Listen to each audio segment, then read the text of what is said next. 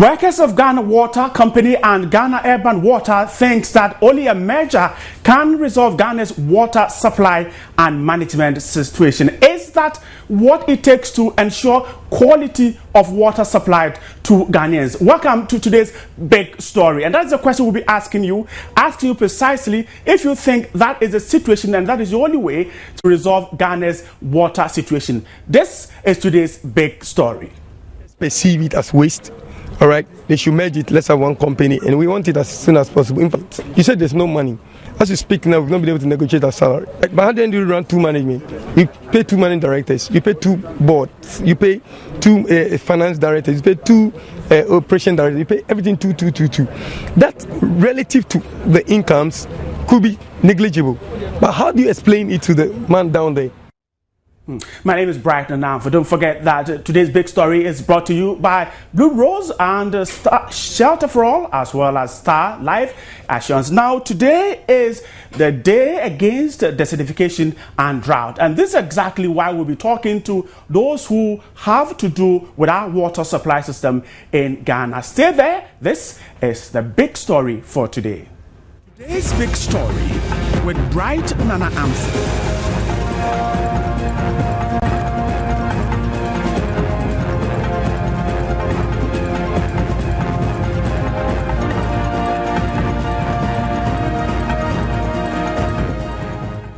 And the theme for the day is drought and water scarcity, and it calls for everyone to take action to promote preparedness and resilience to water scarcity, desertification and drought. Now, the supply of water in Ghana has not improved, at least for what we see in both rural and urban areas, and yet Ghana Water Company and the Ghana Urban Water Company workers are asking for a measure. They think that the only way to ensure quality water supply is to merge. They met with the Deputy Minister for Water Resources, Works and Housing here in Accra. And let's take a listen. We'll come back to talk about what happened there.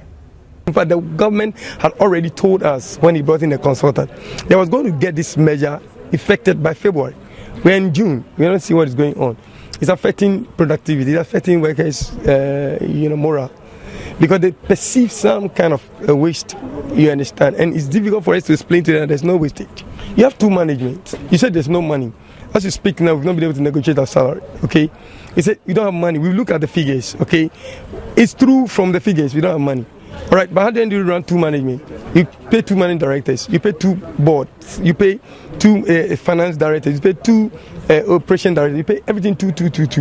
That relative to the incomes could be negligible. But how do you explain it to the man down there that is in Globe? He has the perception that there's wastage. You understand? And they're first thing, well, I don't get what I deserve. I bring out the money and then they share it among themselves. So that is what we are talking about here. According to the union chairman, this major thing should have been ended by February ending 2013.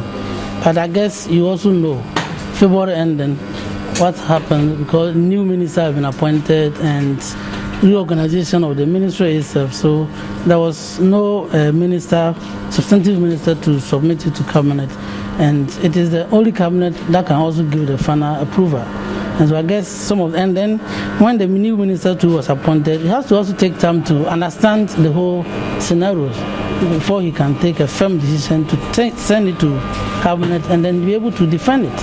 And so I think it is not a deliberate thing to delay it, but circumstances beyond our control. But I guess the assurance now is that what is needed to be done has been done. And so let's pray that in the next available cabinet meeting, cabinet will look at it and then give the approval.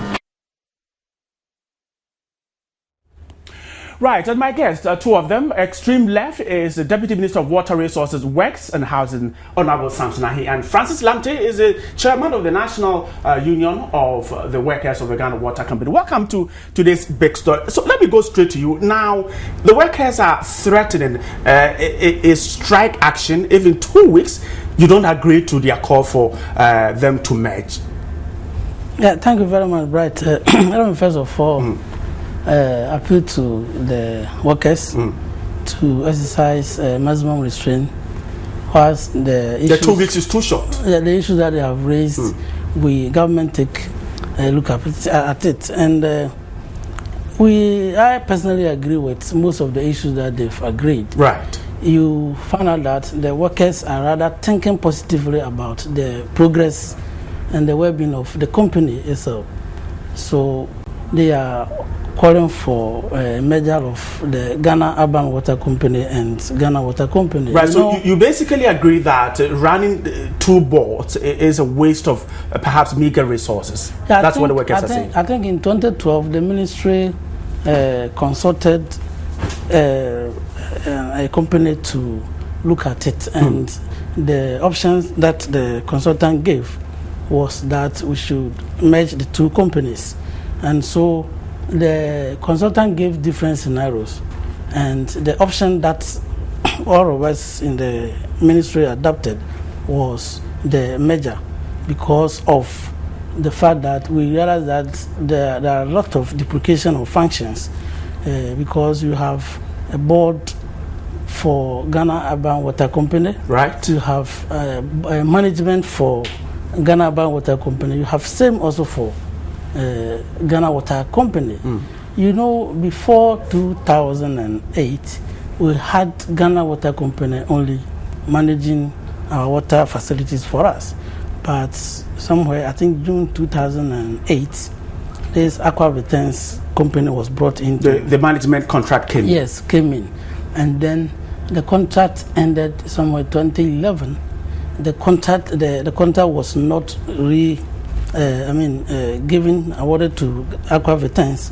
Reverted back to local management. Government terminated the contract, and there was a need for the ministry to organize itself. So this Urban Water Company was brought in just to, take in charge, whilst the ministry look at the best option to manage the water sector. So you're all for the measure? That is you're it. Not against what the workers are saying? Actually, as we speak, I know that we've submitted the cabinet memo to the secretary to cabinet, and so we are hoping that the next cabinet meeting, the cabinet as a whole will look at it and then give the approval. What we need now is for cabinet to give final approval to the entire processes which we started. And that will take some time.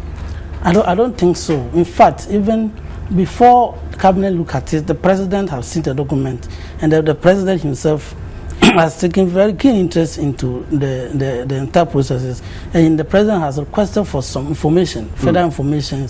As I said, there were different options, and so the president wanted to know, for instance, why the other options were not considered. Right. And so he has asked for this information, and then we are working very, very hard to meet the demands of the workers. Let me speak to Francis. He is the national chairman of the chairman of the National Workers Union. So your 2 weeks, you have to hold on with the 2 weeks ultimatum.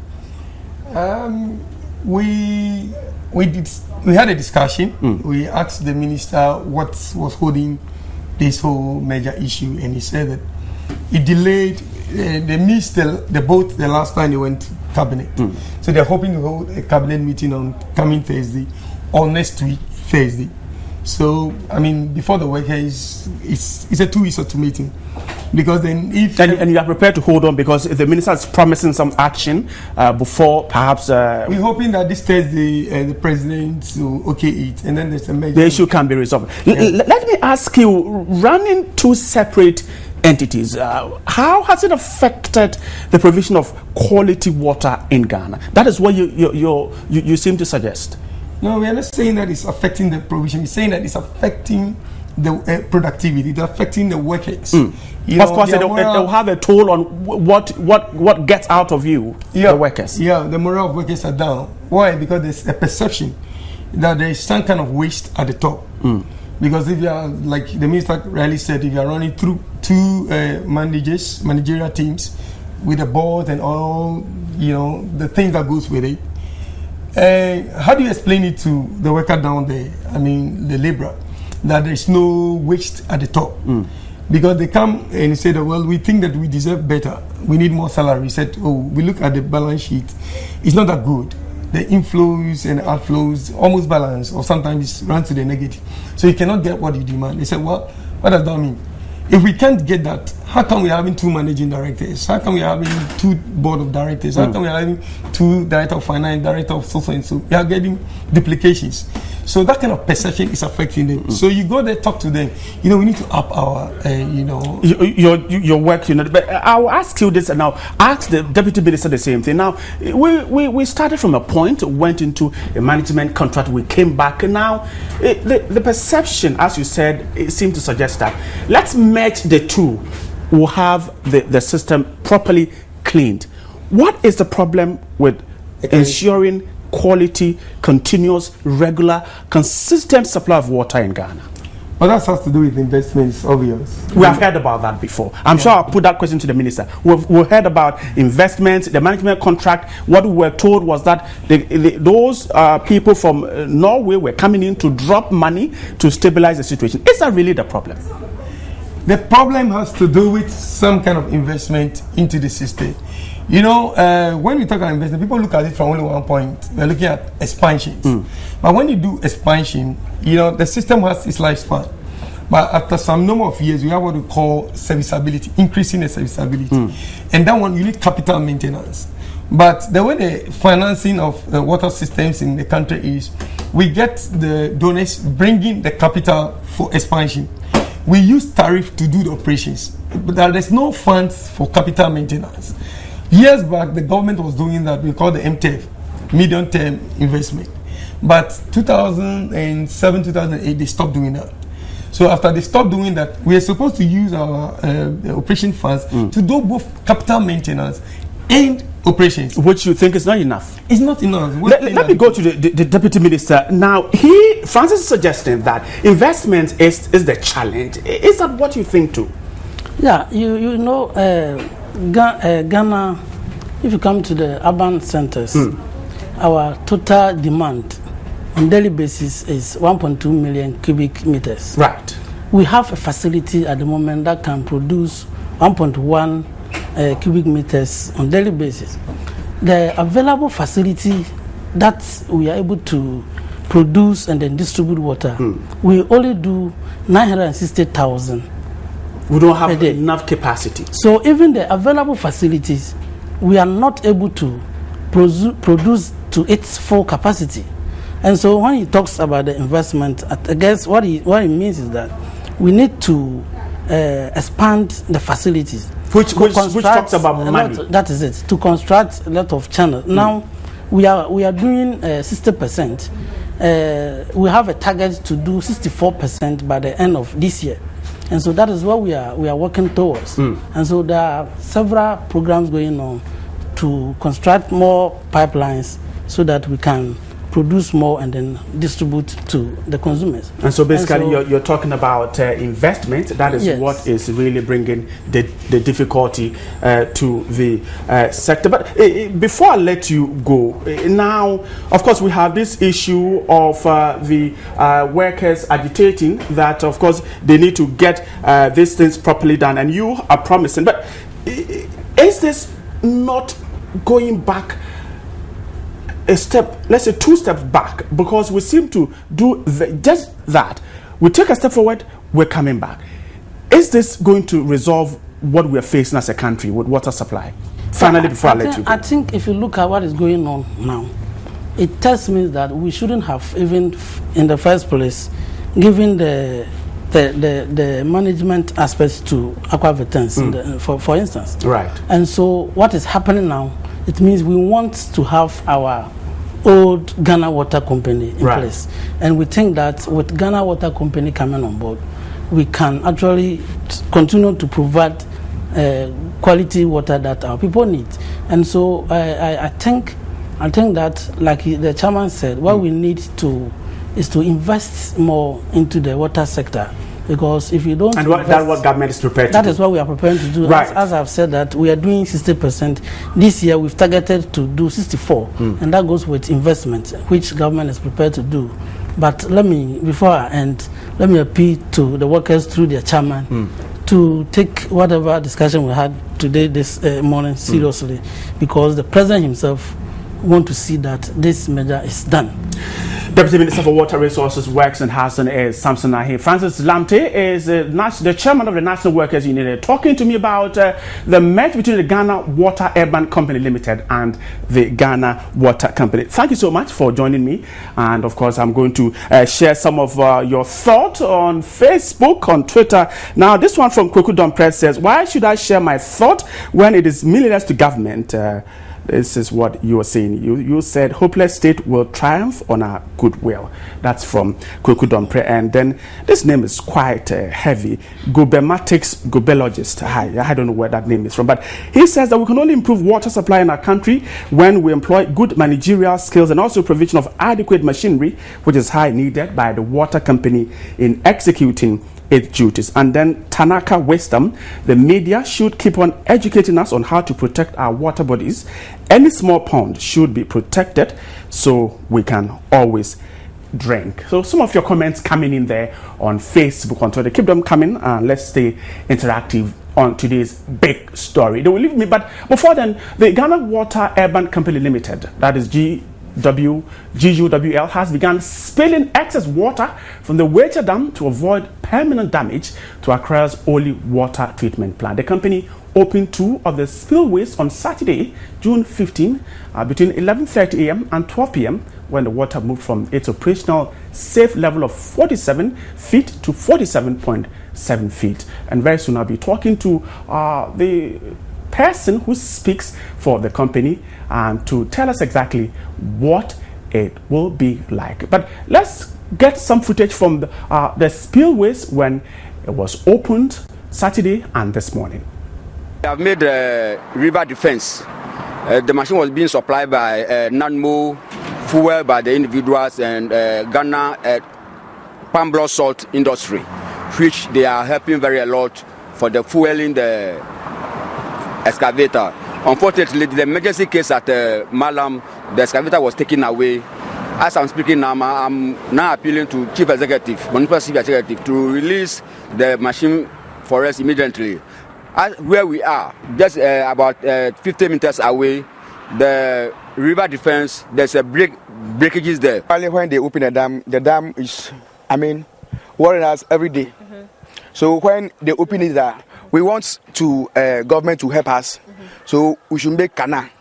Then whereby when they open it again, it won't cause any damage again. Okay. So formally, where we are putting ourselves together to see how we can live here. But we order our assemblyman to make sure that they bring machine to make some drillers for us so that if they open the dam will pass through those drilling. We didn't have any place to go. We have to stay in because our property, everything is here. So we don't have any place to go. You want to stay in? It's Accra. We are from far away came here, so we can't go back to our distance. All our works are here, so we have to live here.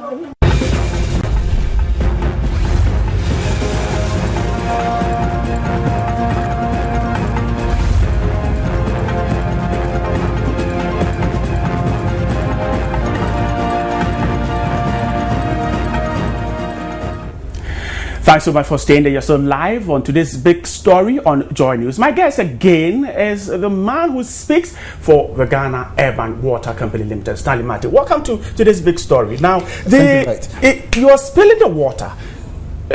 When I just got into the street, someone said, why spill the water when you can give it to those who do not have water? No, this is actually raw water. It's not treated. It's not treated. But you can treat it and give it to those who need it. No, but the treatment plant has a maximum producing capacity in a day. Okay, beyond that, then we need to expand the treatment plant. Right. So what we are doing now is that we are spilling the excess water from the dam. Okay, so that we can keep the dam safe. Okay, if we are not careful, we're going to collapse the dam, and if it so happens, it will be disastrous for the whole of the are we thinking of expanding the dam? You talk about the fact that what you're spilling is excess water. What you need to do to spill, are we thinking about it? Now, expanding the dam could be on the fringes or on the sides, right? Or we go down. And what we do is to dredge so that we'll go down, because the way it is now, the best way to store more water is to dredge, and that we do this consistently to make sure that we have enough volumes to treat throughout the year. So if you dredge, why do we still have excess water to spill? Is it that we're not dredging deep enough? Okay, we are in the rainy season now, so we are getting more inflows from upstream. Right. You know, the Densu River takes its source from the eastern region. Okay, so there are more rains now. Okay, and then we are now exceeding the maximum operating level. The dam can contain up to a certain level. The depth of the dam itself is 50 feet. Right. Okay, now, and the maximum operating level is supposed to be 48 feet. Now, beyond 48 feet, the water will go over the spill gates. Okay, and which will be dangerous for the spill gates and will be dangerous for the dam itself. Okay, so at 47, we need to think of spilling. And that is what you're doing now. Yes. You don't care about the people who live in the catchment area. You said you tried several times to move them. They are there. You're spilling their property, lives. You don't care about them. Is that what the situation is? Right. In the last 3 weeks, we have been sensitizing those living around. They won't go. Okay. Now, we all listened to them. Okay, we read in the newspapers, even the leadership of the community, the way they spoke, and all that, and it's disheartening. Okay, when you hear some of these things, the thing is, danger is staring at you. Okay, death is staring at you, because the volumes of water and the pressure in the water is not easy at all. Okay, so the best thing will be for you to evacuate. Okay, get it to a safe level. So what after spilling, if you want to come back, that's up to you. But the thing is, it's dangerous to live around that area, and that is what we are trying to. Is the same thing going to happen now that you've started spilling? You're going to find buildings submerged in water. We are hoping that we will be able to manage the situation so that there are no casualty. Now, we started spilling from Saturday, okay, by 11 a.m. on Saturday. Up to now, we've not heard of any casualty. It's because for the past 3 weeks, we have been sensitizing and conscientizing the people that it is dangerous to go near the water. So even before we opened the gate that early morning, I was there personally myself with some of my colleagues, and we went around from community to community telling the people that we are about opening the gate now. Okay, so that the kids should not go near the water, even adults should not go near the water, and they should evacuate the area when the water starts flowing. Right. Okay, some have lived, some have left the place. Others are still there. Others are still there. Okay, I remember last 2 years when we were doing some of this sensitization, the water was at the doorstep of somebody. Okay, and he was in front of the door saying that he wanted the water to enter his room before he leaves. We entered the room where the water was about window level, and the people were there with their kids sitting on the table and taking lunch. So how do you feel? You see people get their properties destroyed, their buildings submerged in the water, and you work with Ghana Water. How do you feel about that? Right, let's look at this scenario. When the dam is to collapse, okay, it's going to wipe off all that communities. It's to wipe them off. You're going to lose lives, you're going to lose properties, okay? And worst of all, the Greater Accra region, or 60% of the population of Greater Accra region, will be without water for let's say 3-4 years, because we will need to reconstruct the dam before we can abstract for production. The dam is supposed to be a storage facility to enable us to store more water throughout the year. Okay, so let us look at all the scenarios. Okay, whether necessary scenarios, whether evil scenarios, or whatever it is. Let us look at them. Do we want the population of Accra to lose water for the next 3 years? Okay, and this thing, or we would want to save the dam. Okay, which of them do we take? Do we save the dam, or we allow people to live there, and then we and then we don't get water for 3 years? And if the dam will have to collapse, it will wipe them off anyway. How long? You started Saturday, and today is Monday. When are you stopping? That is unpredictable. I can't predict, because we need to maintain a balance between the inflows and the outflows, because the dam, as I said initially, is supposed to be a storage facility to enable us produce throughout the year, and so we need to be at the maximum operating level. We shouldn't go beyond it. So we are maintaining a balance so that but we need to check by the hour. If you are going below and we are not expecting more inflows, then we need to stop spilling.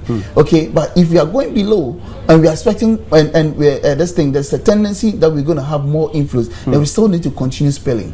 Okay, so we just monitoring the inflows against the outflows. Okay, to maintain the safety and then a balance within the system. And that is exactly what you do to check how safe the people who are there. Finally, before I let you go, so once we get to where we're safe, then of course we begin to say that we're closing the spillway. Now, how then do we then support those that perhaps would have been affected by the water that was spilled, especially from the Ghana Water Company Limited? I wish we could help them in a way. For me, I think that if we have money to invest into something like that, we should rather invest in expanding our facility for more people to have access to water, because these people are very recalcitrant. Okay, they have been living in their place for a very long time. They have been facing disaster. We've been telling them move out, and they are not moving, and they don't even have permits for the buildings the structures that they have put up there. Why do we have to pamper such people?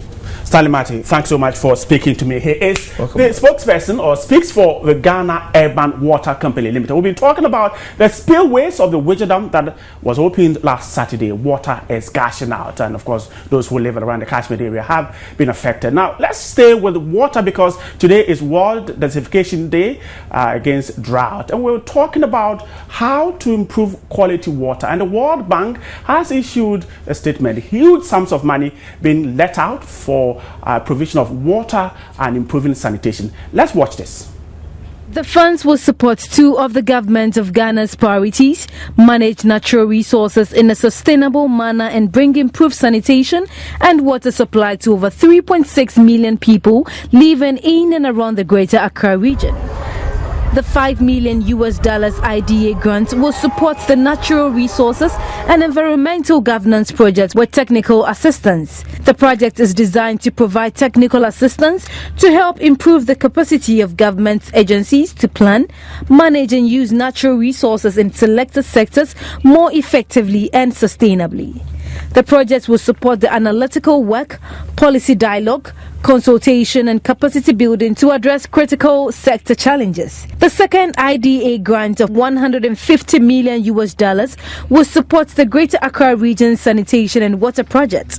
The project is a 5-year program designed to bring sanitation facilities and water supply to residents in the GAMA, with emphasis on low-income communities and to strengthen management of environmental sanitation.